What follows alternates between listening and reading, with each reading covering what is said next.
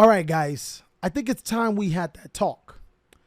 A lot of you are coming of age where you're starting to realize that actually taking a shower has correlation with getting a girl. Some of you have even went on dates with girls. I'm very, very surprised and happy for you. But when it comes to that last bit of stretch, because I know when I'm going on a date, I'm doing it every single time, you need to have protection.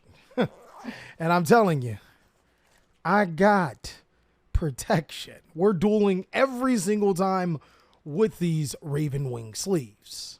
What's going on with y'all, big dog? And it is an amazing day for Yu-Gi-Oh! I hope that your day is going phenomenal, but if it isn't, don't let what happened at the beginning of your day ruin the rest of your day.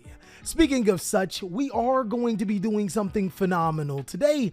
I hope you do have the right protection because we are going to be protecting you from losing games 2 and 3 with this side deck tier list. That's right, big dog. Today we are going to be ranking the most powerful side deck cards all the way down to the, oh no, what are you doing, baby? Side deck cards that will not get you the results that you want. With that being said, let's go ahead and jump on in, as of course I have 5 different corresponding categories. Better Be Caught With It is easily the hand traps that need to 100% be in your side deck. Most competitive strategies are playing these inside of their side decks for a good reason. Silver Bullet are cards that are really good against a particular strategy and you genuinely should consider them. Then really good are side deck cards that may not be as commonly played, but are still really good in the format. Of course, a lot of effort are sideboard cards that do require a lot of effort. And then everybody's favorite, oh no, what are you doing, baby? This is literally the Arby's tier, and never take a girl out to Arby's. I think it should be said that. I mean, never go out to Arby's, but that's for a whole different story. Jumping on in, let's go ahead and start off with a Pointer of the Red Lotus. This is actually a fairly decent Yu-Gi-Oh card. A Pointer of the Red Lotus really picks up steam when you are a going first player and you know your opponent is going to be playing those board breaker cards. Cards like Lightning Storm to be able to destroy your entire board, or maybe even a Mystic Mine. You can go ahead and look at their particular hand, gain all of the knowledge that you need, and then pluck that card out of their hand before they can start to do some serious damage. A Pointer of the Red Lotus is really good for strategies that like to make games quick, because keep in mind, you're going to have to give that card back to your opponent. Blizzard is also another one of those great cards when going first or going second. Keep in mind, Blizzard cannot negate Mystic Mine. There's been questions about that. No, it doesn't.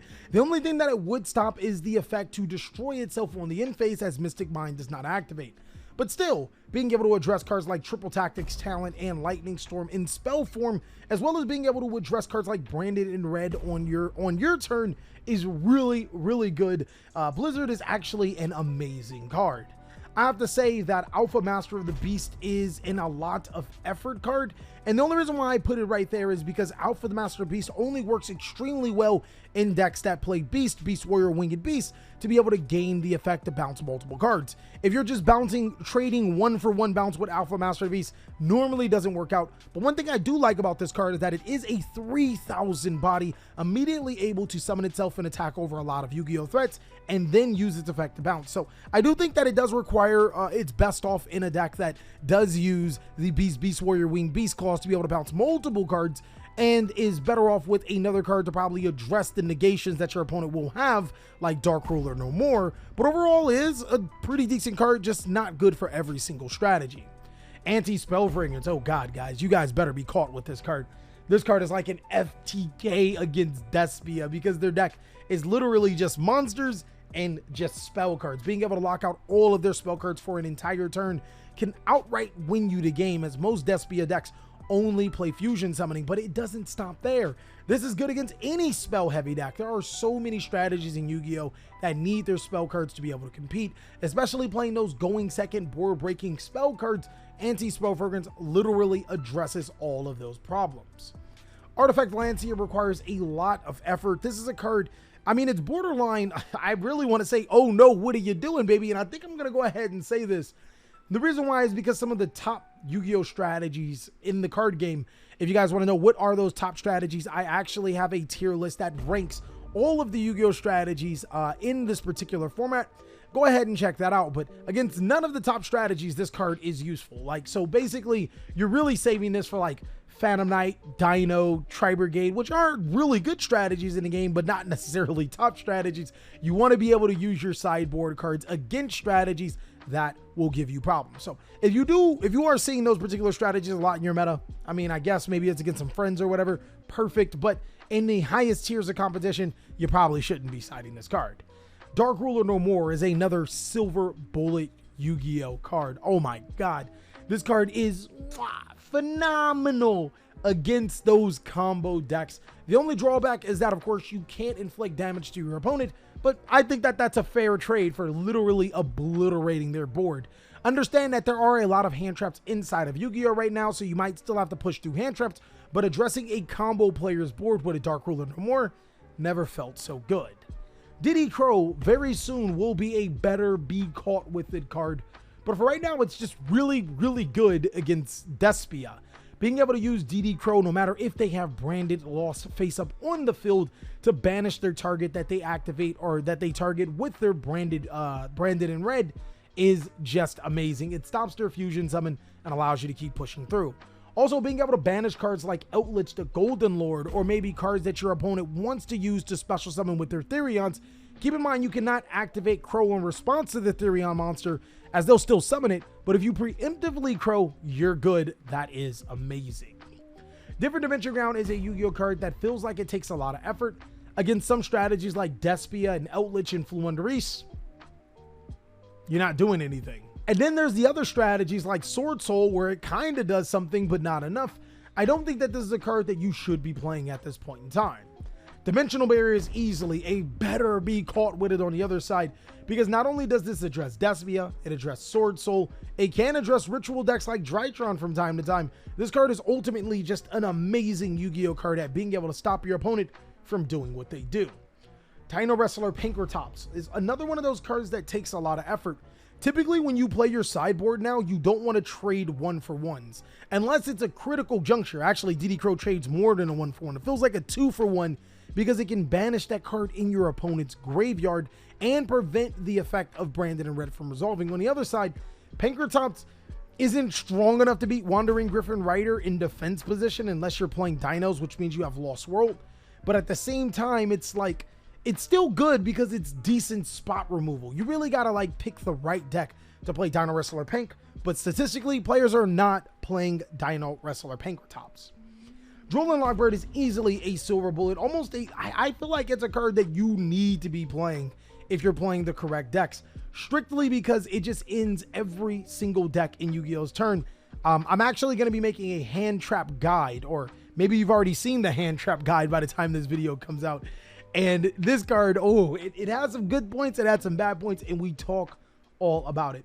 Ultimately, I do think that it's really good against some of the top decks, and even against Sword Soul, it's still fairly good, as they normally start their play with Pot of Desires or Sword Soul Emergence. If you draw right there, you know they don't play Gamma, you can literally lock them out of the turn. It's a very, very powerful card.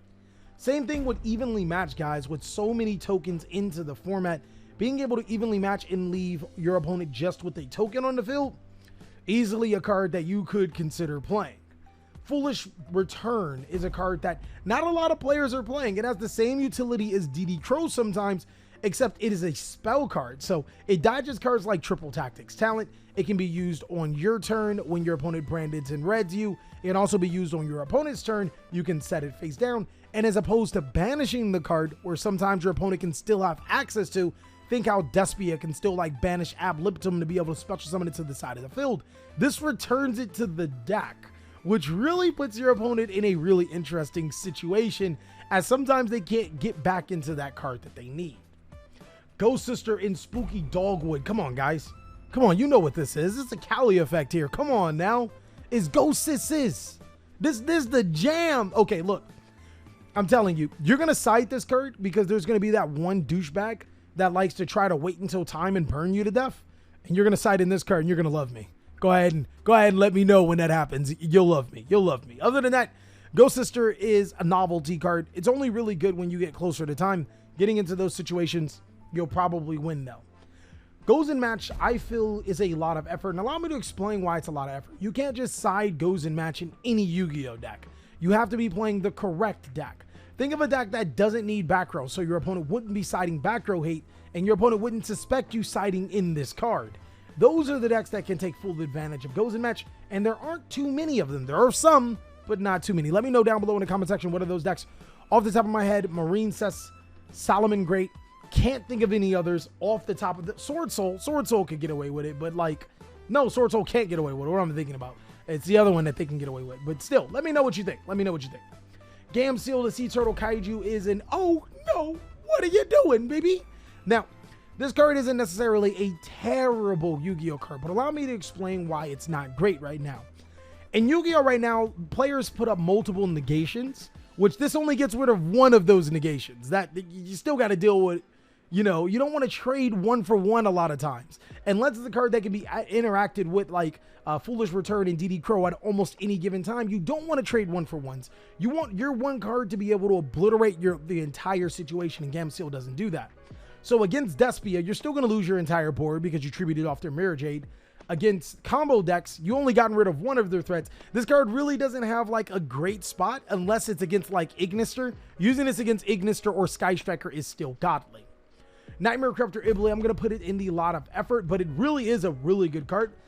Actually, I'm just going to put it in a really good card and allow me to explain. This is a card that you can't just play in any deck. You know what I mean? You need to be getting utility off of it.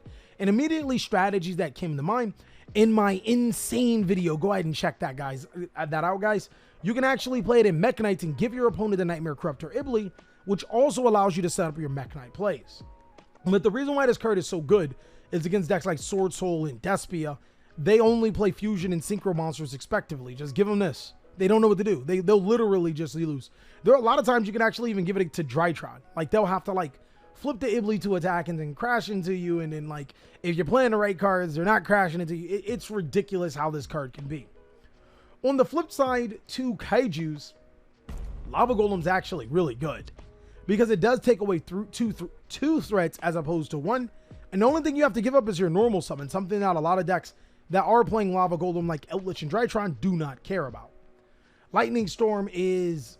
I personally don't like Lightning Storm anymore because we know Eldritch is a really good deck. Lightning Storm is amazing. We know Eldritch just won the South America Championship. So expect players to play a little bit more Lightning or Eldritch, and this card will come in handy. But ultimately, I don't like this card as much as because, again, you have to control no face-up cards in order to activate it. That is my biggest gripe about Lightning Storm, but amazing at being able to address back row. More than that, you're not going to be able to address front row because monsters will be summoned in defense. Mistake. I feel like Mistake is... It's one of those a lot of effort cards. It's the same as Gozen Match.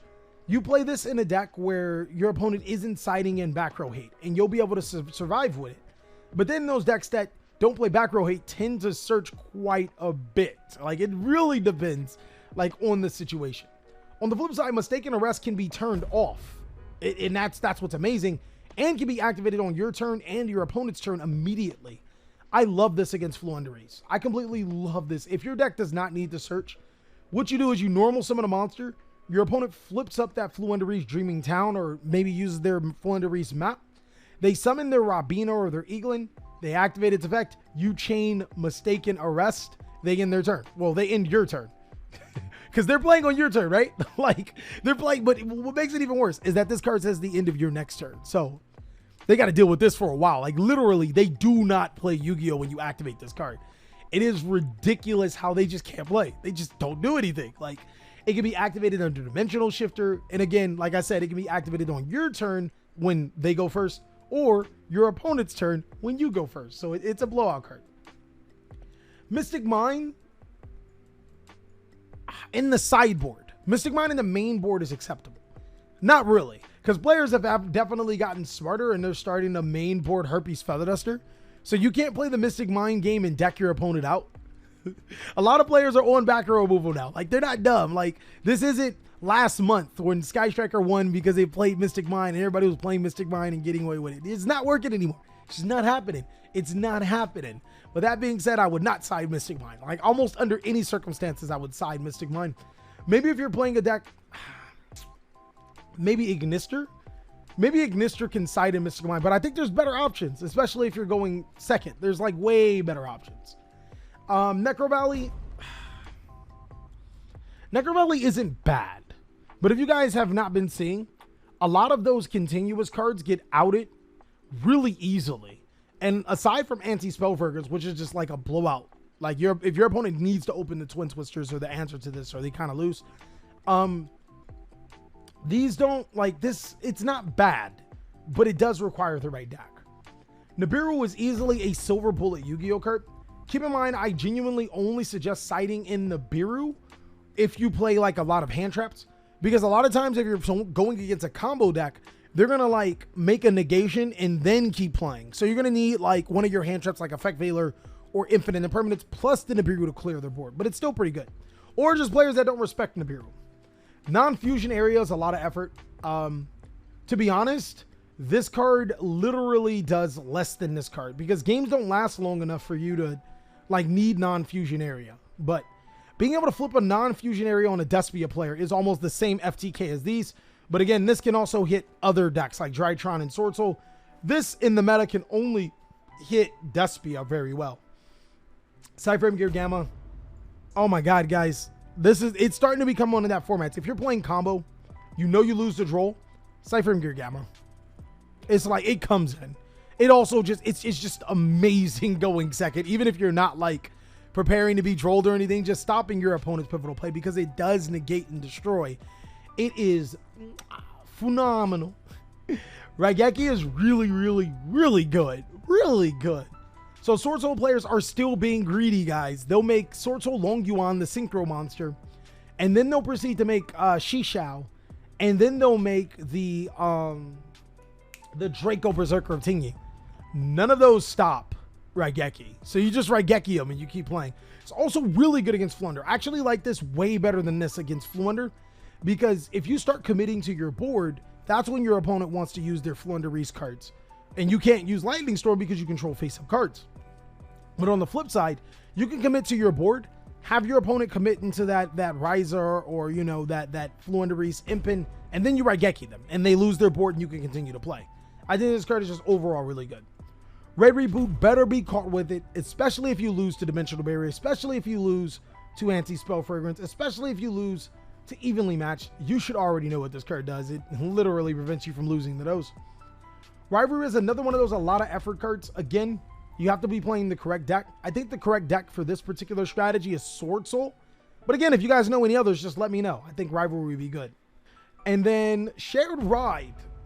I feel like Shared Ride is not better than Mistaken Arrest, but I don't think it's a bad Yu-Gi-Oh card. Shared Ride is the maxi version of Searching. The problem is it's a spell card, not a hand trap. Because if it were a hand trap, sheesh, it would have low key, dog. This would have been a dog card. But Shared Ride's really good if you are playing a deck that can out-resource whatever your opponent's searching. Keep in mind, just because you're drawing cards because your opponent is searching cards isn't necessarily a good thing. It's not even a fair trade-off. Like when you think about it, they're getting the cards you're getting the probability of getting a card. It's not a fair trade-off. So again, you have to, when you're playing Shared Ride inside of your deck, you have to be playing strategies that like literally, hey, yo, I don't care about the advantage that I'm getting. As long as I'm keeping pace with you, I'll be able to break your Silent Graveyard prevents the activation of monsters in the graveyard. It's an Abyss Dweller. I think that this card is good against Despia. It can be good against Sword Soul. Not really. I mean, it's good against the Tingyi cards. It can be good against Outlich, but there are better Yu-Gi-Oh cards. There are better Yu-Gi-Oh. I think Foolish Return would be better than Silent Graveyard in a lot of situations, because you don't need to like lock out their entire graveyard, which is why DD Crow is so good. We don't need to lock out our opponent's entire graveyard. Also, this card requires a discard and locks you out if I remember correctly. Not really that great. Solemn Judgment, Silver Bullet card. Look at the cards that are just really good. Really good, really good, really good, really. Those blowout spell and trap cards, guys. If you're playing a deck that's weak to those blowout cards, Solemn J, hey, that definitely gets you into the game. Most continuous cards are taking a backseat because there's so much destruction in the game, whether it's spell or trap that are being cited, or just monsters that can play around the restrictions that are being played, or you not being able to play a deck that plays the restrictions, like in the example of Gozen and Rivalry. That being said, Summon Limit can be good if you flip it face up against a deck that needs to special summon multiple times, but a lot of decks can actually take it slow on the pace of Summon Limit, if not get rid of the card altogether. I do think it's a lot of effort. Super polymerization is a lot of effort. A lot of effort. Because you need to be playing the correct deck. You can't just play any deck and be like, yo, this is going to work. Not how Yu-Gi-Oh works right now. Super polymerization was at one point a bannable Yu-Gi-Oh card. Wouldn't believe it, right? At the beginning of last format, it was thought of, yo, this card needs to be banned. And now it really only works if you're playing a deck like Despia. If you're playing a deck like Invoked, maybe Shadalls. Decks that actually have their built-in fusion cards, just in case you're going against a strategy that doesn't have, or like that doesn't have fusible boards with super polymerization by itself. There can be only one is in the same category as these three for the exact same reasons. Decks that could be citing it, like Despia, statistically do not cite this card. And I mean, it's for good reason. It's a back row card, and they're like, I could probably win without it. Token collector. Oh my God, guys. Do you hate Adventure Token? Do you hate Sword Soul? Token collector. Boy. Really good card. Twin Twisters, Silver Bullet, guys. Twin Twisters, Missile Space Typhoon, Harpy's Feather Duster, Cosmic Cyclone. Pick your poison. I personally do not like Cosmic Cyclone. I might have to take that back because there might be a lot more glue-eating Eldritch players like Hell Launch. So Cosmic Cyclone might be good, but for right now, Twin Twisters is king right now because it does get rid of multiple back row. I feel like Wing Dragon or Raw Sphere Mode is a lot of effort. Like, this does get rid of your opponent's entire combo board, but here's the problem. Wing Dragon or Raw Sphere Mode can't be targeted for an attack.